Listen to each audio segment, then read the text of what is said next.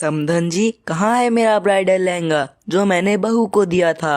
अब जल्दी से वो लहंगा बहू को पहनाइए, वरना ये शादी नहीं होगी। टूनी चिड़िया की माँ रोते हुए सारी बात समधन जी को बताती है।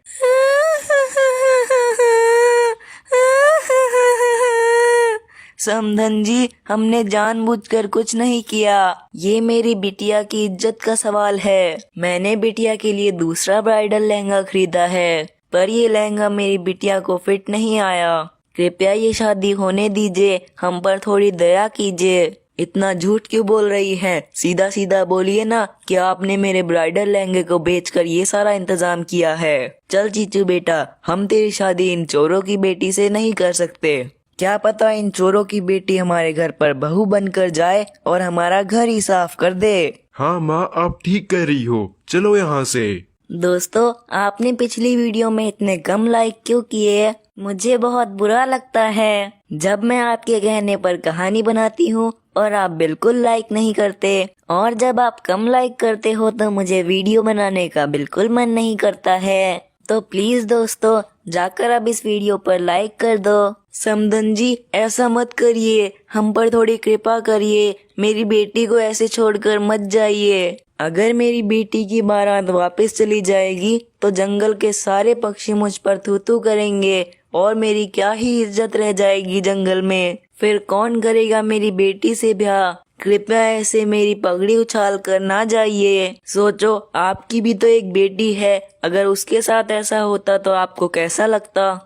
जरा जबान संभाल कर बात कीजिए समधन जी। आपकी हिम्मत कैसे हुई मेरी बेटी का नाम आपके मुंह से लेते हुए? मैं आपकी जुबान खींच लूंगी। गलती हो गई समधन जी, आप जो बोलेंगे मैं वो करूंगी। बस आप शादी की रस्में पूरी होने दीजिए। अच्छा ठीक है, अगर आप मुझे 5 लाख रुपए दे देंगे तो मैं आपकी बेटी की शादी होने दूंगी। ये आप क्या कह रही हैं समधन जी? मैं और 5 लाख रुपए?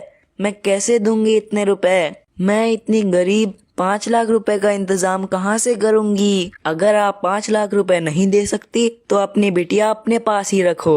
चल बेटा जीजू, हो गया फैसला, हमें तेरी शादी इन फकीरों के घर नहीं करनी। टूनी चिड़िया की बारात लौट जाती है। घर में मातम छा गया था।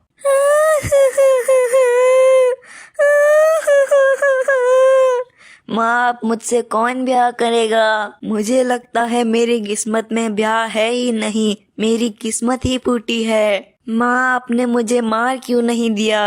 अब मेरे जैसे गरीब से कौन शादी करेगा? माँ चुप हो जा बेटी, चुप हो जा। भगवान ने जरूर इस चीचू से अच्छा दूल्हा रखा होगा तेरे लिए। सब्र रख बिटिया, सब कुछ ठीक हो जाएगा। टूनी पूरी तरह से टूट चुकी थी। समय अपनी रफ्तार से बीतने लगा। एक दिन टूनी नदी के पास बैठी हुई थी, तभी एक कबूतर नदी के पास पानी पीने आता है।